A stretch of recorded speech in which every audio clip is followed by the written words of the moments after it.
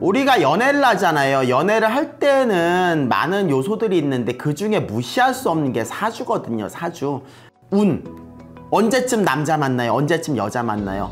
그런 것도 중요한데 사실 더 중요한 게 그 사람 사주를 보면은 그 사람의 고질적인 문제를 알 수 있어요. 그 문제 중에 하나가 연애 부분, 그러니까 사람을 어떻게 대하는지, 대인관계 부분이죠. 연애를 할 때 난 이것 때문에 사실 실패를 한다, 이런 게 분명히 있을 거란 말이에요. 근데 대다수의 실패하는 사람들이 그 원인을 잘 몰라요. 그러니까 그게 모르니까 똑같은 실수를 계속 하는 거야, 그거.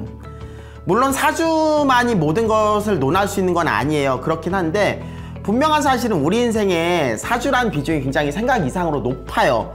그것도 대인관계에서는 굉장히 높단 말이에요.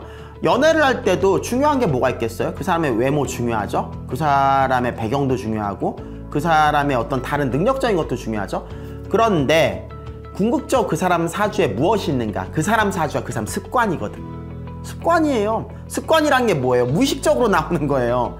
자기는 그게 당연하다고 생각하는데 남들은 그거 아닌 거야. 그런 부분에서 연애를 하는데 서로 사이가 좋아지기도 하고 이게 틀어지기도 하는 거예요. 그러니까 여러분들은 사주를 공부하신 분들이라면 언제쯤 남자를 만나요, 여자를 만나요, 그거를 알기 전에 과연 내 사주에서 뭐가 문제점일까? 나는 뭐가 약점일까? 내가 어떤 행동을 해서 저 사람을 거슬리게 만들까? 연애에서 내가 뭐 때문에 저렇게 마이너스 요소를 받을까? 깎아먹을까? 이런 거를 좀 생각해 봐야 되는 거예요. 첫 번째로 보자면 특히 뭐니 해도 십신이죠? 십신. 십신이란 게 뭐냐면 간단하게 말해서 내가 상대방을 대하는 태도고 처세예요. 오행이랑은 다른 거예요. 십신 중에 비겁은 나와 상대방을 동등하게 바라보고자 하는 태도예요. 이렇게만 들으면 되게 좋게 들리죠? 근데 생각을 해보자고요. 사람이 나와 저 사람이 똑같은 존재인가요? 닮은 점도 있겠죠. 근데 똑같은 존재라고요? 아니에요. 나와 상대방은 분명히 다른 존재예요. 그런데 비경업체가 사주에 있는 사람, 많은 사람들은 나와 상대방의 다름을 인정하지가 않아요. 그 말은 무슨 말이냐? 분명히 다른 존재인데 다름을 인정하지 않는다. 자기 편한 대로 상대방을 생각하고 구속하려고 하는 거예요. 그러니까 내 손바닥 안에 넣고서 쥐락펴락 하려고 하는 거지. 통제하려고 하는 거예요. 상대방의 다름과 그 사람이 판단을 존중하지 않는다고요. 나쁘게 말하면. 특히나 남자분 사주들이 비경업체가 많으면 이런 문제점 되게 많아요. 그러니까 연애할 때 그런 거 있죠. 연애를 한다고 해도 우리가 24시간 붙어있는 거 아니잖아요. 아니 부부도 24시간 안 붙어있는데 무슨 24시간 붙어있어. 아무리 저 사람 사랑하고 사귄다고 해도 예를 들어 남자 입장에서 내 여친이 어디 좀 바람 좀 쐬고 싶다, 놀러 갈 수 있다, 놀러 가고 싶다? 그러면 뭐 같이 여행 갈 수도 있지만 혼자 갈 수도 있는 거잖아요. 답답해서. 아니면 자기 친구들하고 갈 수도 있고. 근데 비경업체가 많을수록 그런 거 별로 좋아하지 않는 거예요. 왜? 내 통제하에 놓고 싶거든. 뭐든지 내 손바닥 안에 두려고 하고. 그런 분들이 운 나쁘게 오면 그게 의처증으로 되게 확장되기도 쉬운 거예요. 그래서 비경업체 많으신 분들은요, 남자분뿐만 아니라 여자분도 마찬가지거든요. 상대는 나랑 다른 존재다. 이 다름을 좀 인정하셔야 돼요. 그리고 그 사람의 판단도 내 마음엔 안 들더라도 좀 존중해주는 법. 그러니까 비경업체가 많은 사람들은 매사 그래요. 뭐 이성을 대하는 것뿐만 아니라 타인을 대할 때도 자기 뜻을 남들한테 관철시키려고 하는 거야. 그 사람이 이걸 어떻게 받아들일지, 받아들일 수 있는지 이거 전혀 생각조차 하질 않고요. 그냥 밀어넣는 거예요. 그러니까 내 편도 많지만 적도 많은 거예요. 연애할 때 있어서 그게 되게 마이너스 요소인 거고요. 특히 남자분들이 비경업체 많으면 더더욱 그 폐해가 심하게 드러나겠죠? 그리고 식상은 이런 문제가 있어요. 비겁과는 다르게 식상이라는 거는 이 비판 능력이에요. 비판 능력인데 새로움을 추구하는 혁신이기도 하죠. 근데 대인관계에서 이게 어떻게 나타났냐? 저 사람의 실수에 관대하지 않은 거예요. 실수라고 여길 수 있는 사람들이 식상을 가진 사람들, 식상이 강한 사람들이에요. 우리가 사귈 때 상대방의 결점이 보이잖아요. 사람 인상 어떻게 결점이 없어요. 근데 그 식상이 강한 사람들이 너무 잘 보여요. 그리고 잘 보이는 걸로 끝내는 게 아니라 보인 만큼 그걸 뜯어 고치려고 해요. 이거를 내가 고쳐 먹겠다. 이게 남녀 둘 다 연애에서 좋은 요소는 아닌데 특히 여자분들이 식상이 강하다. 그럼 남자를 어떻게든 이겨먹으려고 해요. 자기 마음대로 쥐락펴락 하려고 하는 거고 상대를 존중하지 않는 거예요. 그리고 식상이란 건 뭐예요? 늘 싸울 준비가 돼 있는 거야. 왜 싸울 준비가 돼 있어요? 아이, 네가 잘못됐다 이거지. 잘못됐으니까 제대로 하고 옳고 바른 내 말을 들으라 이거죠. 근데 어때요? 이 사람 말하는 사람이 늘 옳을 수가 있나요? 그건 아니란 말이에요. 설사 옳다고 하더라도 우리가 절차가 중요하잖아. 이 사람 받아들일 수 있게 해야지 받아들인 건데 네가 이런 거 잘못됐어. 이런 행동 그냥 당장 고쳐. 내 마음에 안 들어. 이래버리면 사람들이 못 받아들여요. 연인 관계는 더더욱 그러겠죠.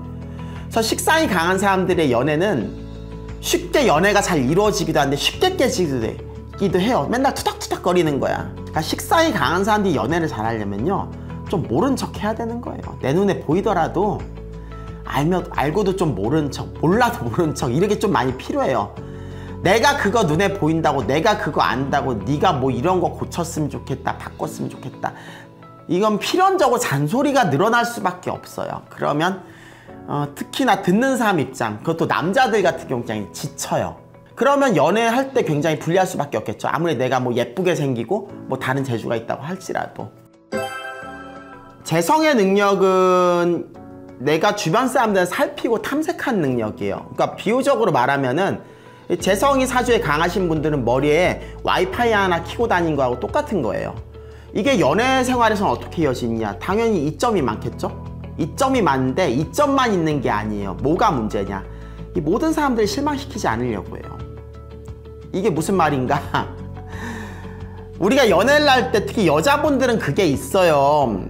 이게 상대 남자가 다른 여자들과는 다르게 나한테만 좀 특별 대접해 주길 바라잖아요. 예를 들어 아무리 비싼 선물을 나한테 줬다 쳐도 다른 여자들한테도 다 똑같은 선물을 줬어. 그러면 이 선물이 특별하게 안 느껴지거든요. 근데 아무리 사소한 거라도 딴 애들한테는 안 준 건데 나한테만 줬어. 그러면 어때요?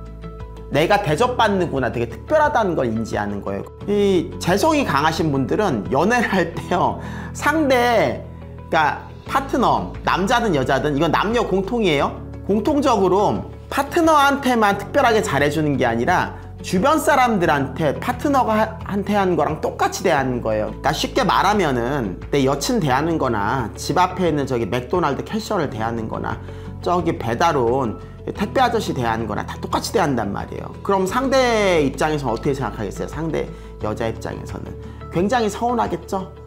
상대 남자도 서운할 거예요. 재성이 강하다는 게 남자만 재성이 강한 게 아니라 여자도 재성이 강할 수 있으니까. 근데 여자 입장에서는 더 서운한 거죠. 그러니까 재성이 강하신 분들, 내 사주에 재성이 강하다 그러면요, 그런 분들은 연애를 할 땐 그 사람한테만 좀 집중을 하세요. 그러니까 다른 사람한테 돈과 시간과 기력을 쏟으면 안 되는 거예요. 쏟고 싶어도 좀 눈 감고 귀 막고. 더 쉽게 노골적으로 말할게요. 내 사람 소중한 걸 좀 아셔야 돼요. 내 사람 소중한 걸 잘 몰라요. 그러니까 상대방이 서운하게 느껴질 수가 있어요. 특히 여자분들은 더더욱 그런 거예요.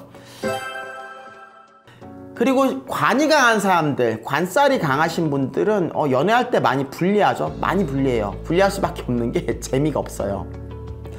쟤랑 만나면 재밌고 신나야 되는데 일단 기본적으로 재미가 없어요. 왜 재미가 없을까? 사무적이기 때문에 그래요. 사무적이니까 예의 바르고 올곧다라는 말은 많이 들을 거예요. 근데 우리가 연애할 때 뭐 사무적인 사람이 연애를 잘하나요? 뭐 말을 잘하는 사람? 뭐 100분 토론하면은 뭐 그 사람이랑 가까워지나요? 관살이 강하신 분들은 뭐가 문제냐면은 습관적으로 나와 상대방과의 거리에 선을 둬요. 상대방이 내 영역 안에 들어온 거 용납하지 않아요.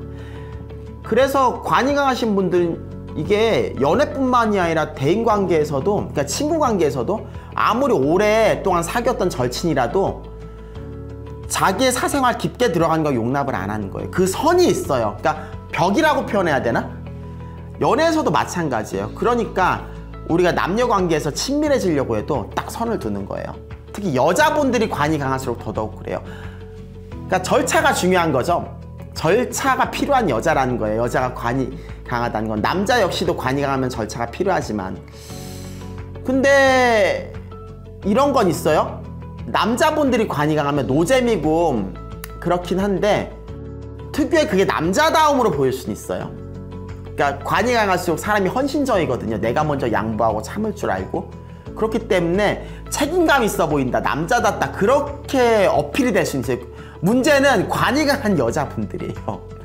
왜? 사람들은 사회에서 남자한테 바라는 기대치와 여자한테 바라는 기대치가 같지가 않거든요. 여자를 무시해서 하는 말은 아니에요. 왜냐면 남녀는 음양이기 때문에 당연히 각자의 기질이 다르고 다른 사람들이 보는 기대치가 다른 거예요. 근데 여자가 관항하다, 이게 매력이 될 이 건덕지가 없는 거예요. 관이 강할수록 보수적이죠. 재미없죠. 절차를 따지죠. 그리고 어때요? 여자 같은 경우는 어떤 리더십으로 비칠 수 있는 것도 아니에요. 남자 같은 경우는 리더십으로 비칠 수도 있지만은 그런 여자들은 아무리 외모가 예쁘고 그래도 인기를 얻기가 어렵겠죠. 그래서 관이 강하신 분들이 연애를 하실 거면요, 사람을 좀 말에 뼈를 빼고서 얘기를 해야 돼요. 시덥지 않은 농담도 좀 간간히 섞어주시고 긴장을 좀 풀고 지금 유행한 유행어가 뭔지도 좀 최소한의 검색은 좀 해보고, 그러니까 내가 적극적으로 쓰진 않더라도 뭔 말인지는 알아들어야 될 거 아니에요. 일방적으로 쓰이는 일상적인 표현이 아닌 경우는 잘 못 알아들어요. 관항자들은 원래 그 틀에서 벗어나지 않는 캐릭터들이기 때문에. 그리고 관이 강하면 수동적이기 때문에 일방적으로 끌려다니기 쉬운데, 내가 뭘 좋아한다, 음식을 먹어도 난 어디 가고 싶다, 이런 자기만의 좀 기호를 좀 많이 만들어 놓고 그걸 어필해야 돼요. 그렇지 않으면은 리드하는 상대방 입장에서도 처음에 한두 번이나 리드를 하지만 계속 끌려다니기만 하면 별로 매력이 없거든요. 얘는 그냥 내가 하자면 무조건 하는 애인가? 남자로서 여자로서, 특히 여자로서 매력은 없는 거예요. 그런 사람이 처음엔 시키면 시키는 대로 하니까 말은 잘 들으니까 편하게 하겠지만, 그런 사람이 무슨 매력이 있겠어요. 이성으로서 매력이 없는 거예요. 마지막으로 인성이라는 것도 있죠. 십신에서 인성이라는 거는 자기 방어적인 부분이에요. 좀 나쁘게 말하면 이기적인 부분이고, 내 걸 우선시하는 사람들이에요. 인성이 강하신 분들은 연애에서 불리한 게 많죠. 연애라는 것 자체가 뭐예요? 상대방 입장에서 상대방을 헤아려서 내 입장보다는 상대방이 좀 더 즐겁고 편하게 만들어줘야지 유리한 게 연애잖아요. 내가 편하고 내가 재밌고, 이건 연애가 아니죠. 보면은 그런 사람이랑 누가 연애하고 싶어요. 그래서 인왕자는 사실 연애하기가 되게 불리해요. 그리고 인성이 강하면 강할수록 어때요? 상대방한테 의존하려고 해요. 그러니까 연애를 할 때도 연애 파트너를 찾는 게 아니에요. 자기 부모 찾는 거야. 남자가 인성 강하면 막 지 엄마 찾는 거고, 여친 찾는 게 아니라니까요. 여자가 인성 강하면은 남친 찾는 게 아니라 지 아빠 찾는 거예요. 그 의존성이라는 게 이 정서적으로만 매달리는 게 아니라 금전적으로 나한테 뭘 해달라는 걸 바라는 것도 되게 커요.